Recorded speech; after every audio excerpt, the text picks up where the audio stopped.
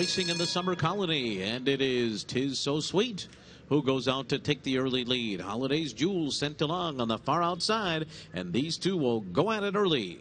And they're opening up to lead by 2.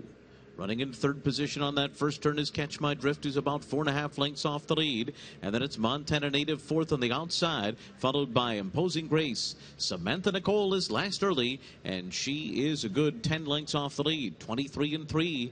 A solid opening fraction here. Onto the backstretch set by the favorite Tis So Sweet, who's prompted by Holiday's Jewel. And these two are well clear up the backstretch. A half length apart and 5 in front of Catch My Drift and Montana Native on the outside.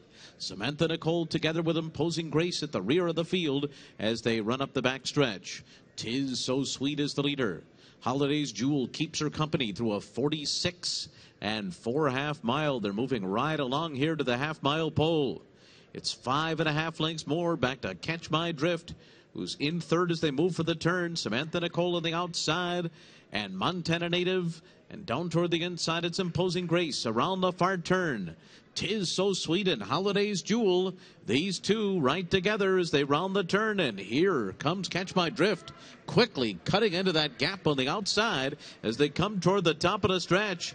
And Catch My Drift is doing it easily for Arad Ortiz Jr. And they're going up now to take the lead at the top of the stretch. Catch My Drift in front.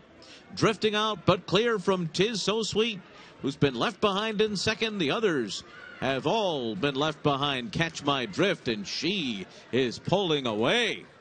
And Catch My Drift is an impressive winner here of the Summer Colony. She won it by 5.5 lengths over Tis So Sweet, then Imposing Grace and Samantha Nicole.